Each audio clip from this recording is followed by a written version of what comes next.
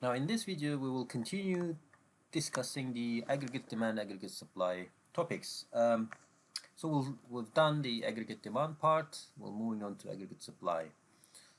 Right, what's an aggregate supply? Now it's the same, I would say the concept is the same as the supply, the topic of supply that you studied in microeconomics part of this course. So basically supply is the amount of goods and services supplied at different prices in, let's say, in an industry or in an by a firm, right? So that's the microeconomics definition. But in macroeconomics, we have a slightly different definition. It's the same upward sloping supply curve, or it's just an upward sloping line, and it shows at different price levels. So this is price level now, yeah, not the so let me draw it, not the price of, let's say, a product. So we'll add notes here. So let's say we have this xy plane. The y-axis is price level, not a price of a product anymore, because on the x-axis we have real GDP, which means it's the output, total output of the economy. So essentially then supply curve basically shows us at different price levels how much the economy produces, yeah, at different price levels, yeah. So price level here is basically a GDP deflated from last week. And what is GDP? It's just a level of average prices, yeah, remember, it's just an index of price, average, weighted average price, weighted average of all prices in the economy. So it's just an index, yeah. And so it's basically the same principles apply. Higher prices, more output is produced. But there is a justification for this sort of upward moving sort of behavior of this supply curve in macroeconomics. Now we're moving on now to a more detailed explanation. So this is the part that I've explained. So I'm going to move on. So you can, if you want, you can. I'll just keep it here for you to read. You can stop and then read here, but we'll move on. So it's the same as I explained.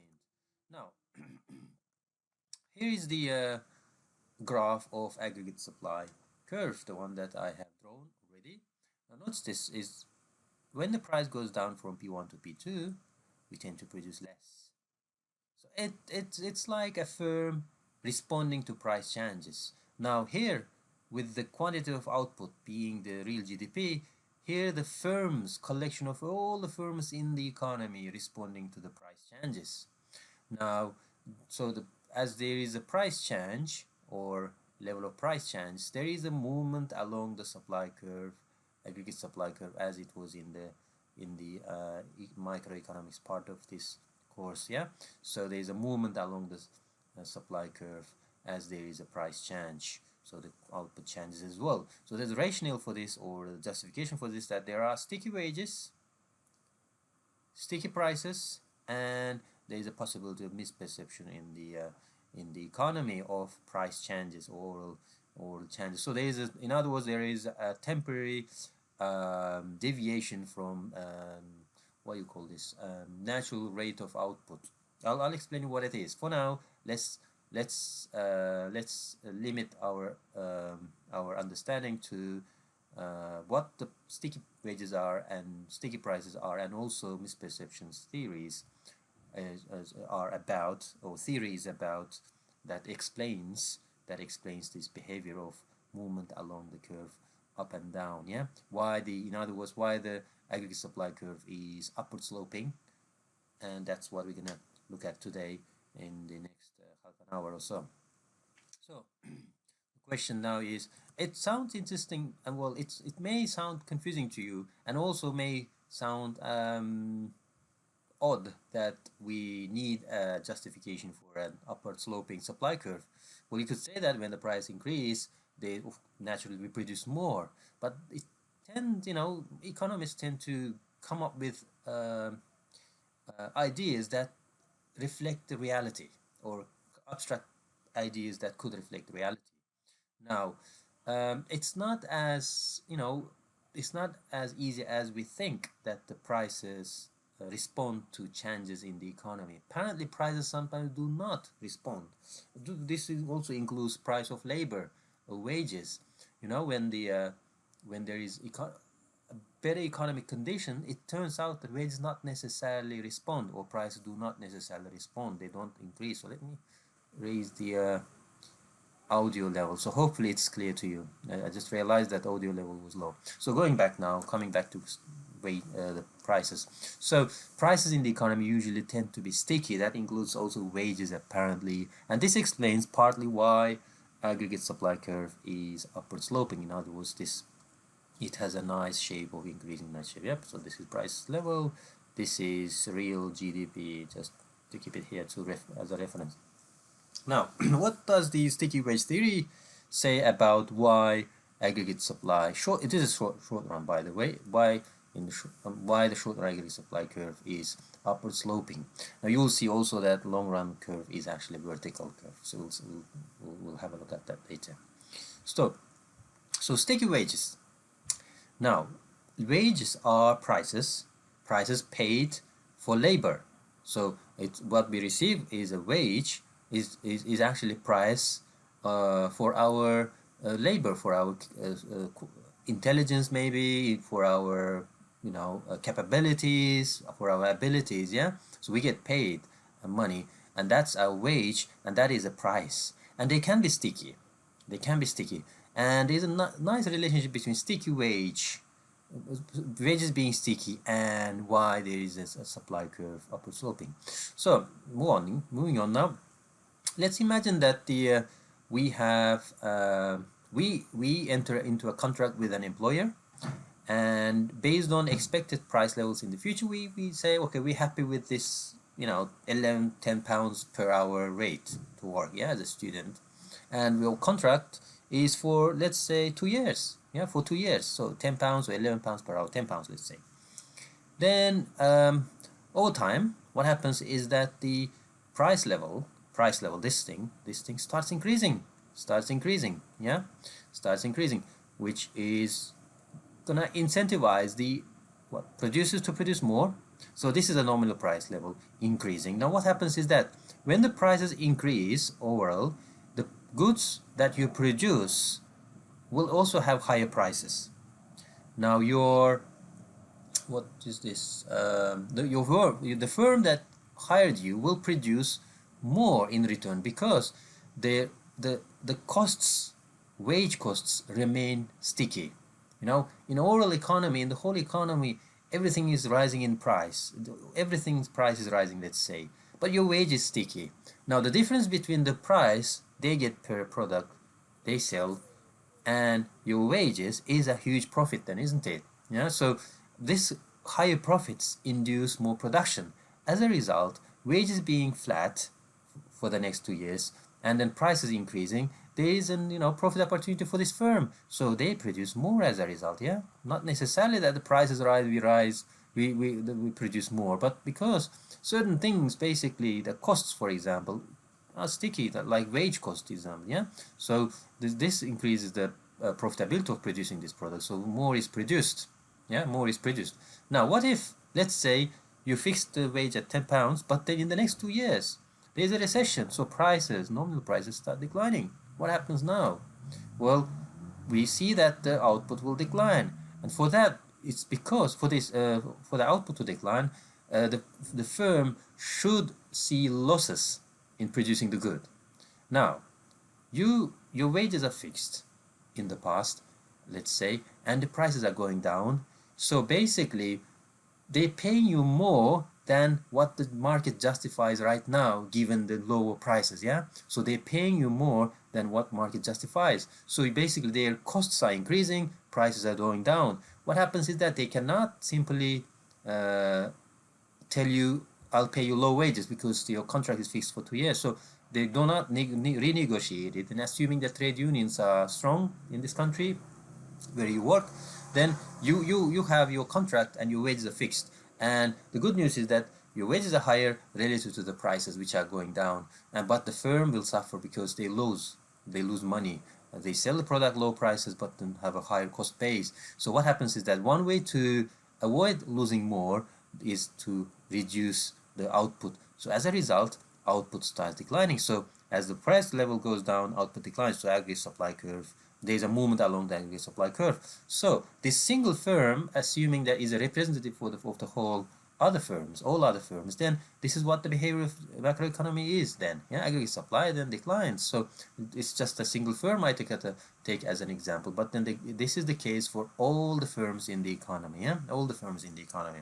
So that's the explanation from a sticky wage theory perspective. In fact, then what comes next is the sticky price theory is actually the same thing. Basically, we can just replace this price with wages and wages with prices. So but then slightly different explanation can also follow here. Now, what is a sticky price theory? It says that the prices are rigid in the short run. In other words, they don't change in the short run. In the long run, they might change, but in the short run, they may stay the same for a shorter period of time, and that affects the behavior of production in the economy. Yeah, what firms produce.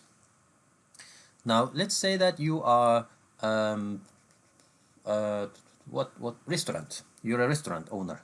You enter into a contract for 2 years with a farmer to supply you farm products at given prices for the next 2 years. Yeah, and let's say that in the next 2 years the economy booms, and so that's real GDP. Let me put this down first as a reference that I can refer to later, and this is price level and supply, aggregate supply. Now, let's say you entered this contract and then it fixed the prices, and your farmers keep supplying at the given price for the raw materials or ingredients for your meals. Yeah. Now, what happens is that the economy booms, and then you see people are buying at even higher prices your meals. So there's more food flow into your higher food flow into your restaurant. So you put up the prices. So there is a higher price now relative to the cost you have. So your prices are sticky. In other words, they don't change for a little while. So you have incentive to produce more of the meal, to supply more of the type of meal that you're producing, because now given the fixed prices, relative to fixed prices, the product prices are fixed. I should say fixed costs in this case. These are your costs because the farmer's price of product is basically farmers' product prices are your costs. Your raw materials. So basically, you have a fixed cost base, but then rising nominal prices. So you have an incentive now to produce more or to supply more at the higher prices. So that's one explanation to why aggregate supply curve is upward sloping. Another is that menu costs. Menu costs refer to a situation where once you fix the prices for your products in catalogs, let's say in advertisements, for example, you quote a price, and many other forms of, let's say, marketing material, you fix your prices. Your menu costs are fixed. Now, when the prices change, you are reluctant to change your prices as well. In the overall, in the whole economy, prices may be going down or going up. Maybe they are increasing. Maybe let's say they're increasing, because this is what let's for the consistency. So on overall price levels are increasing. The economy is doing well. What happens is that you say, okay, if I want to put up my prices, now I need to pay the advertising company to change my advertising that has been going on for a long while, and then I need to ask marketing department to change the prices that we've been price information that we've been distributing, or catalogs, for example. Argos produce catalogs where the prices remain fixed for a whole year at the catalog price. So these things are called menu costs. They are fixed usually. So when your prices remain now as a result lower than overall price level, you start selling more, so you produce more, while overall price level increases and you're keeping the costs fixed. So, or the menu, this is referring to menu costs, but your prices are fixed basically.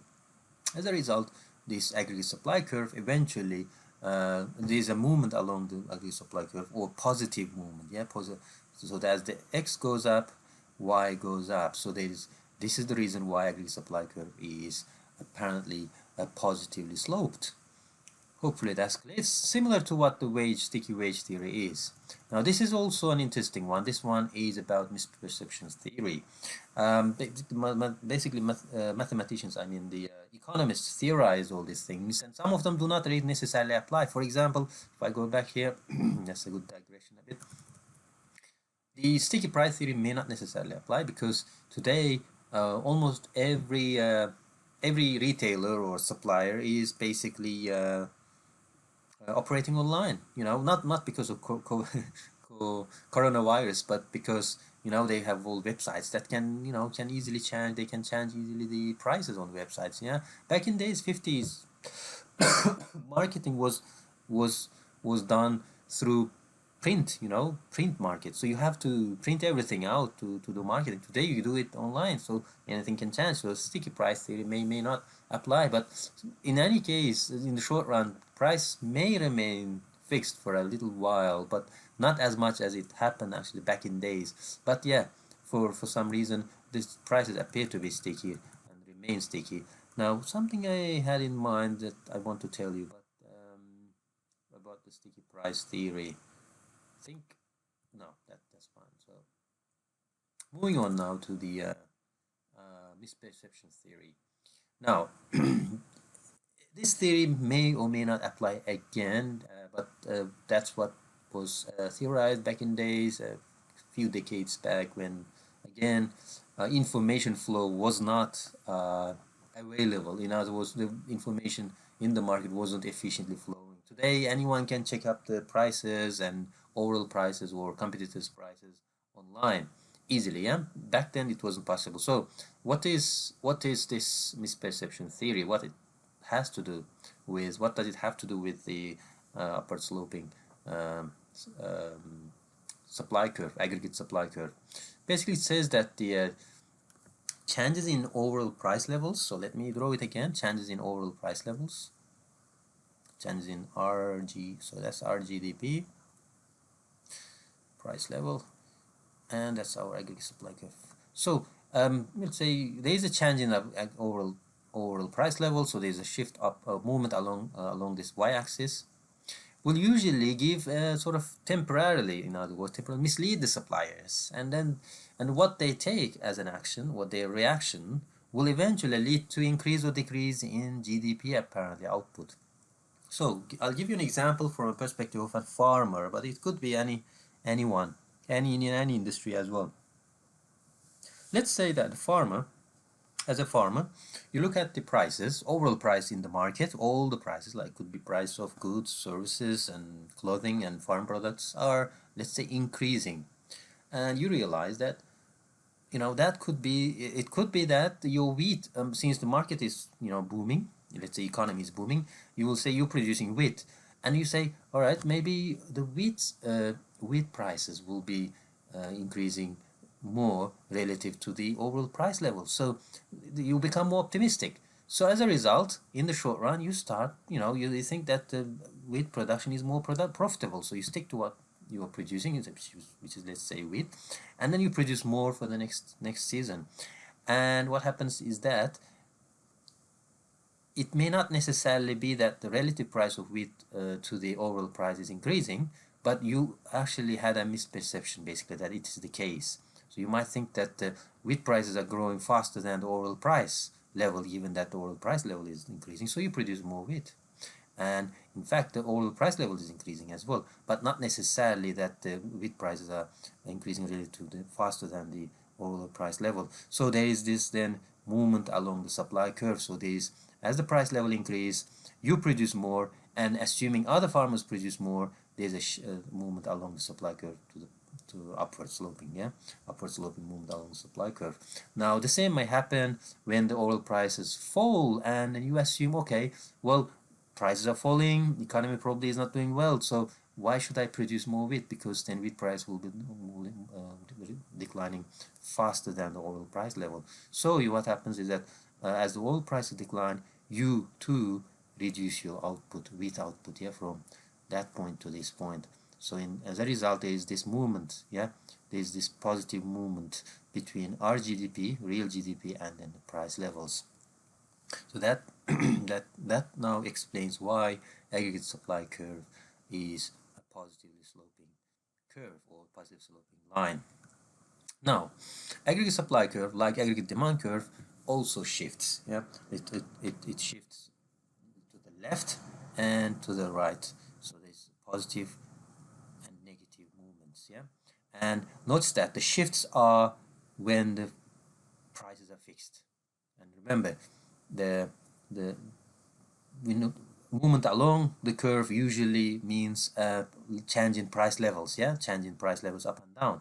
But shifts along shifts in these curves, aggregate supply curve in this case, means basically prices are fixed, but then it's a movement along the x-axis back and forth. Yeah, back and forth. So here it is, because of the shift at the given price, we produce lower amount, the amount here in the equilibrium, or at different higher amount. Yeah. So what's the reason for this? Well, the reason is that if there is a change in the price of factors of production, we will face either contraction, which is the reduction or shift to the left, or expansion, shift to the right. Yeah. If the price of, let's say, labor, the wages, for example, capital, interest rate, or natural resources, oil or all other inputs change, then we will face these changes in the short run, in shifts in the short run. And technological, for example, progress or knowledge could also, a new technological progress could actually shift to the right. Usually there is no shift to left when the technology is positive. Yeah, when we have advances in technology, we could see successive shifts in aggregate supply. Yeah, like in this form. Yeah, in this case, number. Yeah. So if the expected price levels increase in let's say in this factors of production, we would expect the shift to be going towards left, because that makes it more expensive to produce the goods and services now. So now we're moving on now. Long run aggregate supply curve. Long run aggregate supply curve is, interestingly, is a perfectly vertical line. It's this perfectly vertical line, and notice that when the supply curve is perfectly vertical, um, we had this case in microeconomics. Remember, this was perfectly inelastic. No matter what the price change is, by how much the price changes, we still produce that given amount. So it's the same thing. Excuse me. But the only difference here is that it's in the aggregate level. So it's in the macroeconomics. So we have the price level here. So that's our output here then. And natural level of output, what is this? Now, natural level of output, in the long run, our economy operates at its natural level of output. In other words, we may see in the short run movements, the production to shift here, there, depending on the supply and demand curve interacting in the short run. But eventually, apparently, we settle along this curve. It's basically at this point. So we will end up producing on average that amount. So in other words, what happens is that I'm going to draw you and give you a different perspective here. So let's say this is our GDP. This is real GDP. And this is time. So over time, remember, our actual GDP goes like this. Yeah. So this is our GDP. But in the long run, we apparently are snaking around, wiggling around this straight line. So this is our natural or potential level of output. Yeah, potential level of output. So that's exactly the same thing here from a different perspective here. So we have now in the y-axis and prices. So no matter how much the price change, eventually we settle around this, basically along this vertical line. Now, natural level of output, I'll explain in a minute. It's just level of output that we are producing at the full employment level, and there's a little sort of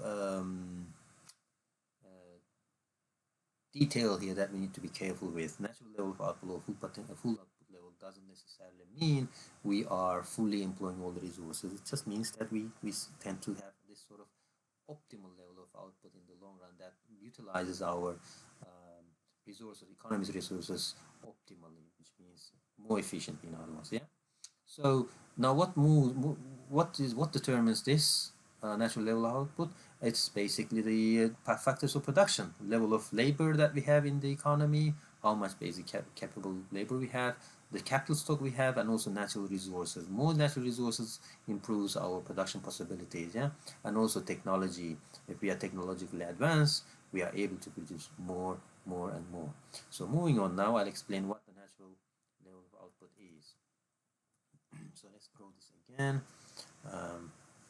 So that's our, oops, it's very hard to draw here in this for some reason. So this is price level, this is our GDP, and natural level of output is, it's a vertical line, assume this is a vertical line, this is the natural level of output.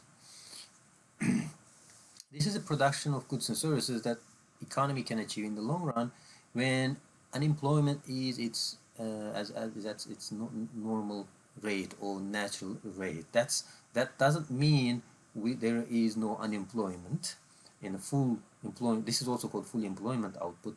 Now this doesn't necessarily mean we are employing everything. We may have still people looking for jobs due to, let's say, not having the right jobs they wanted, or there could also be some sort of structural unemployment, that the economy is just moving from service economy to real economy, manufacturing, or manufacturing economy moving to service economy. So there is this sort of structural change in the economy, and we're still producing using our full output or full available raw materials, for example, labor or production possibilities, production factors. Now, that's the same as potential output. So full employment output, potential output, they are the same ideas. Now, there is, however, no such unemployment as cyclical unemployment. In other words, we are not in recession in this case. So this level of output in the long run is what we can achieve by using optimally all our resources. So keep that in mind, all our resources. So that's the natural level of output in the long run. Okay, moving on now. Our natural level of output also shifts, just like in the short run, in the long run as well. So let's do this. Okay, it's better graph than before. So that's output here, or real GDP, just to keep it consistent. And this is price level. Now we may have, let's say, this natural level of output first. Original initial, let's say, initial natural level of output. In the long run, we're producing somewhere here, and we may have a sudden shock in, let's say, labor. So we may have more immigrants coming into the country, supplying more labor, making us more capable, capital stock. So we may have a lot of investment in the economy, and we may discover reserves of oil, for example, that makes our oil more cheaper than before. And also we may discover new ways of, in all aspects of economy, new ways of production. In that case, what happens is that if these things are positive, if these are positive, or chances are positive, there's a shift to the right of natural level of output. So now y2 here, what happens is that if in the past we were operating in these sort of points along this curve, shifting up and down, let's say there is this short-run supply and the aggregate supply and aggregate demand, long-run aggregate supply and aggregate demand, all of these are short-run aggregate supply and aggregate demand, briefly deviating from their positive from their natural level. So this is basically all the short-run aggregate supply and aggregate demand, and these are equilibrium prices. So this could be a brief recession. We'll come back to that point later. So this could be a brief recession, economy produced at this level briefly, but then eventually moves right here. And this could be a brief expansion. We produce more, but eventually we come back to the normal. So that's the case. Now, this was the case before these happened. Now that these things happen, and we move to a new level. So this is our new natural level of output. This is Y2 now. Now the economy is operating along these lines, along this vertical line, but at different points. Now this is our new expansion level of output, but this is a natural level of output. So maybe we're operating here, here, and there. So basically these, then the bottom line is that the changes in any of these will shift natural level of output to the right, or else also to the left, because we may have coronavirus and that going for about a year. In that case, we will lose some amount of labor to coronavirus, and hopefully not. And also capital will depreciate, and firms don't invest enough, and as a result this will decline as well. Capital stock will decline, natural resources will not be explored, for example, and we obviously will not do much what you call this research. As a result, we may not have in the future a new way of new technology to produce. So they might eventually lead next year to a lower level of natural level of output. Yeah, that's a possibility in the long run. In the next 10 years, for example, that's a possibility.